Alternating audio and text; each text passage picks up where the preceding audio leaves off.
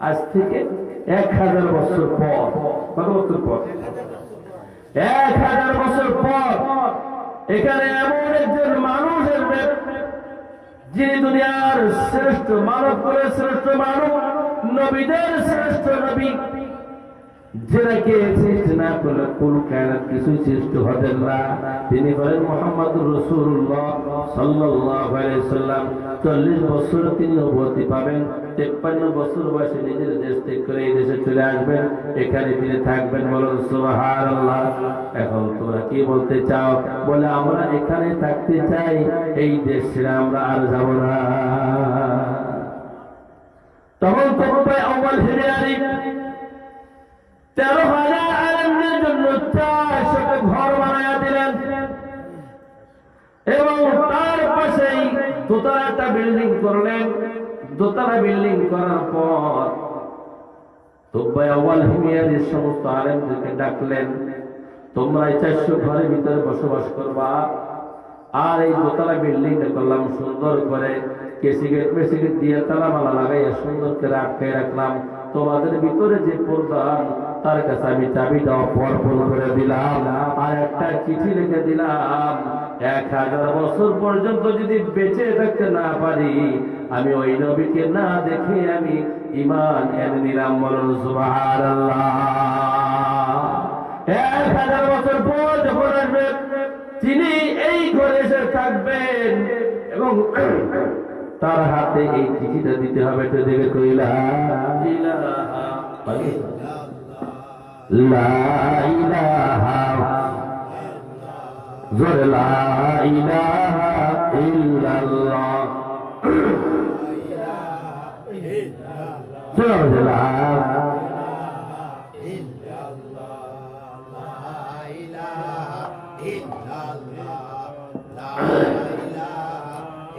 لا إله إلا الله محمد رسول الله صلى الله عليه وسلم। কষ্ট হয় ছেড়ে দিব? কষ্ট হয়? আজ যে আপনি পরিচয় দিন ইনশাআল্লাহ। কষ্ট ঘর করলেন,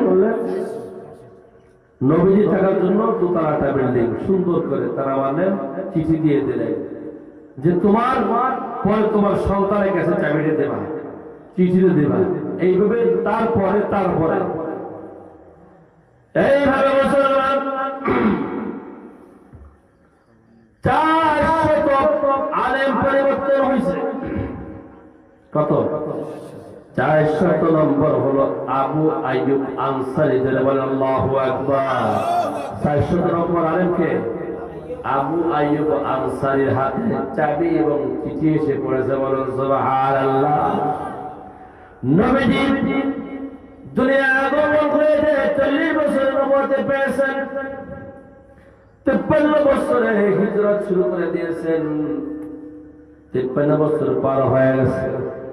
নবীজি হিজরত করার পর সংক্ষেপে বলে আসছে, যেহেতু সময় নাই, কিছু দূর যাওয়ার পর নবীজির দাদার শ্বশুর বাড়ি, নবীজির আব্বার মামু বাড়ি অবস্থান করেছিল। বলুন সুবহানাল্লাহ। মদিনার নেতারা, মদিনার কবিরা সকলে খবর পেয়েছে নবীজি হিজরত করেছেন।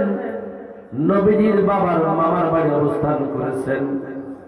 সেখানে সমস্ত লিডাররা দেখা করতে আসছে, হুজুর মদিনায় কখন আসবেন? মদিনার মানুষেরা আপনার জন্য অপেক্ষা করতেছে। নবী মদিনায় আপনার জন্য প্রত্যেক ঘর বাড়ি রেডি করে রাখতেছে, হোয়াইট ওয়াশ করে রাখতেছে। বলুন সুবহানাল্লাহ। নবীজি বলেন, আমি তো মদিনায় যাওয়ার জন্যই আসছি, আমি সিটি কর্পোরেশন মদিনার ভিতরে ঢুকবো, মদিনায় যাওয়ার জন্যই তো আমি আসছি, তবে একটু অপেক্ষা করো। মদিনায় কখন যাব? হুকুম আসতে হবে কার? মদিনায় যাওয়ার হুকুম দেবে আমাকে আল্লাহ। এখন সাহাবীরা বলেন, হুজুর কোন বাড়িতে দিয়ে উঠবেন? বলে, কোন বাড়িতে গিয়ে উঠবো সেইটা হলো আমার আল্লাহ আমার উটকে জানাইয়া দেবে। সুবহানাল্লাহ। কবে যাব সেইটা সেই দিন ধরে ধারণ করবে আল্লাহ আমার সাথে। আর কোন বাড়িতে নামবো, কোন বাড়ি দিয়ে উঠবো সেইটা নির্ধারণ করবে আল্লাহ আমার উটের সাথে। কারণ প্রত্যেকেই তো নবীজিকে নেবে, ঠিক কিনা বলেন?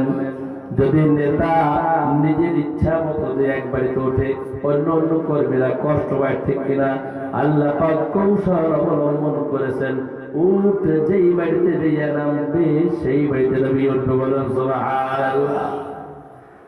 নবীজি সেখান থেকে যখন আল্লাহ পাকের হুকুম হয়েছে, জুমার দিন শুক্রবার, কি বার? শুক্রবার নবীজি সাহাবীদেরকে অর্ডার করেন, সাহাবীরা তোমরা যারা আমার সঙ্গে 40 জন সাহাবী সফর করেছো, কতজন সাহাবী? 40 জন সাহাবী আমার সঙ্গে সফর করেছো, আল্লাহ পাকের অর্ডার হয়েছে সিটি কর্পোরেশন মদিনার ভিতরে ঢুকতে হবে। সুবহানাল্লাহ। তোমরা সকলে চলে আসো। নবীজি 40 জন সফর সঙ্গে নিয়ে মদিনার দিকে রওনা করলেন। কিছু দূর যাওয়ার পর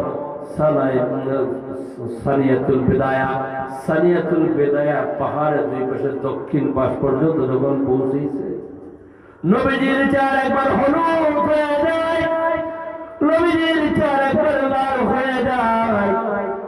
আকাশ থেকে আসমান থেকে ক্রিং ক্রিং করে আওয়াজ বেরোচ্ছে। আস্তে আস্তে নবীজির উল্টা বসে পড়েছে। বলুন সুবহানাল্লাহ। সাহাবীরা বলেন, হুজুর কি হয়েছে? এই লাল, এই হলুদ, আবার উল্টা বসে পড়েছে, কি হয়েছে? বলে এই মাত্র আল্লাহ পাক জিবরাইলকে পাঠায়া দিয়েছেন, ইয়া আইয়ুহাল্লাযীনা আমানু ইযা নুদিয়া লিস-সালাতি মিন ইয়াউমিল জুমআতি ফাসআউ ইলা যিকরিল্লাহি ওয়া যারুল বাই'। আল্লাহ পাক রব্বুল আলামিন এই মাত্র আয়াত নাযিল করে দিয়েছে, জুমার নামাজ পড়তে হবে। সাহাবী, আজকে জীবনের সর্বপ্রথম জুমার নামাজ তোমাদেরকে সঙ্গে নিয়ে ওই পাহাড়ের তীরে একটা পুরাতন মসজিদ দেখা যায়, ওইখানে সর্বপ্রথম জুমার নামাজ আদায় করবো। বলুন সুবহানাল্লাহ। নবীজি 40 জন সাহাবীকে নিয়ে ওই সানিয়াতুল বেদায়া পাহাড়ের দক্ষিণ পাশে পুরাতন একটা মসজিদ দেখে সেখানে জুমার নামাজের অর্ডার হয়ে গেছে, জুমার নামাজের প্রস্তুতি নিয়েছে। মুসলমান জুমার ঘরে গেলে অনেক মানুষ আছে যারা ধনী, যারা লিডার ক্লাসের, তারা যে কিন্তু গরিব দুঃখী যারা আছে, মেহনতি মানুষ, তাদেরকে পিছনে সরাই দিয়ে নিজের সামনের দিকে পৌঁছে, ঠিক না বলে? আপনারা যারা সুলতান মাহমুদ গজনবী মসজিদে জুমার নামাজ পড়ার জন্য গেছে, তার কর্মচারী তার পাশে কর্মচারীকে ডাক দিয়ে বলে, ও কর্মচারী, আমার সিনার সঙ্গে সিনা লাগাইয়া নামাজে দাঁড়া। বলুন সুবহানাল্লাহ। বলে আপনি বলেন মুনিব, আর আমি হইলাম আপনার কর্মচারী, কেমনে আপনার সিনার সঙ্গে সিনা লাগাইয়া দাঁড়াই? সুলতান মাহমুদ গজনবী বলেন, আমি মুনিব হতে পারি, কিন্তু মসজিদে ভ্যানওয়ালা, গাড়িওয়ালা, গাড়িওয়ালা, বাড়িওয়ালা, মুসিওয়ালা, ধনী গরিব সব আল্লাহর গোলাম। জোরে জোরে বলুন সুবহানাল্লাহ। আল্লাহর নবী বিশ্বনবী জুমার নামাজ সেখান থেকে শেষ করে উটের পিঠে রওনা করলেন সিটি কর্পোরেশন মদিনার বুকে। সাহাবীরা চিন্তা করতেছেন আমার বাড়ি ঢুকবে, সাহাবীরা চিন্তা করতেছেন আমার বাড়ি ঢুকবে। একবারে শেষ করে তখন আরেকবারে যখন যায়, তখন সাহাবী আফসোস করে আমার বাড়ি ঢুকলো না। আমার আরেকজন সাহাবী চিন্তা করে আমার বাড়ি দিয়ে ঢুকবে। এইভাবে মুসলমান উটটা এমন ভাবে হাঁটতেছে কেমন যেন উট আগে থেকেই চেনে। বলুন সুবহানাল্লাহ। হাঁটতে হাঁটতে ওদিকে আবু আইয়ুব আনসারীকে সবাই বলে, হে আবু আইয়ুব আনসারী, আমরা সকলকে রাসূলকে দেখার জন্য যাই, তুমি কেন যাও না? বলে আমি 1000 আগে রাসূল আমি শুনতে পেরেছি নবীজি আমার ঘরের দরজায় এসে থামবে। বলুন সুবহানাল্লাহ। আবু আইয়ুব আনসারীর কর্মচারী ছিল আবু লায়লা, চাবি দিয়ে গেছেন। নবীজির উটটা কেমন যেন আগে থেকে চিনে। নবীজির উটটা আস্তে আস্তে হাঁটে পা পা করে সমস্ত সাহাবীর বাড়ি অতিক্রম করে আবু আইয়ুব আনসারীর ওই বাড়ির সামনে দিয়ে শুয়ে পড়েছে, বসে পড়েছে। জোরে জোরে বলুন সুবহানাল্লাহ। সঙ্গে সঙ্গে ওদের বেড থেকে নেমে পড়লেন আবু লাইলা বলে, আবু আইয়ুব আনসারীর কর্মচারী, আপনার এই ঘর, আপনার জন্য চাবি আমার হাতে রেখে দিয়ে গেছেন, আপনার ঘরে ঢুকে এই চাবি নিয়ে নেন। নবীজি বলেন, তোমার নাম কি আবু লাইলা না? এই কথা বলার পর আবু লাইলা আশ্চর্য হয়ে গেছে।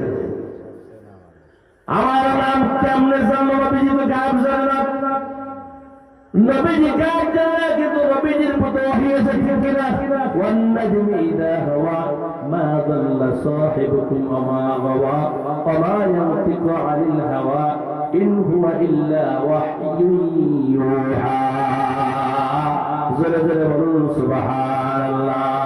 নবীজি শুধু এই কথা বলে ক্ষান্ত হন নাই। নবীজি বলে, আবু লাইলা, তোমার কাছে আরেকখান চিঠি আছে। আবু লাইলা আরো আশ্চর্য হয়ে গেছে, ব্যাপার কি? চিঠির খবর কেমনে জানলো? বলে, হ্যাঁ নবীজি, চিঠি আছে। চিঠি তো ঘরের ভিতর আছে, আমি এখন নিয়ে আসতেছি। নবীজি চিঠি হাতে নিয়ে পড়লেন। নবীজি, আপনার জন্য 1000 বছর পর আপনি দুনিয়ায় আসবেন। দুনিয়ায় আসার পরে 40 বছর পর নবুয়তি পাবেন। 53 বছর বয়সে হিজরত করে এইখানে আসবেন। সেই কথা শুইনা আপনার উপরে আমি ঈমান এনেছি 1000 বছর আগে। বলুন সুবহানাল্লাহ। আপনার টাকার জন্য আমি একটা সুন্দর বাড়িও করে রেখে গেছি। সুবহানাল্লাহ। আমার ভাইরা, এই নবীজির আদর্শ, এই নবীজির চরিত্র আমাদের জানা বোঝা, নিজের বডি ফিটনেসের ভিতরে ফিট করা দরকার আছে না নাই? সেই নবীজির সুপারিশ ছাড়া আমরা কেউ জান্নাতে যেতে পারবো না। সুতরাং সেই নবীজির তরিকার সুন্নাত অনুযায়ী আল্লাহ পাকের হুকুম আহকাম মেনে আমাদের সকলের জীবন আমরা গড়তে চাই। রাজি আছি সবাই? জোরে হাত নারায়ে তাকবীর।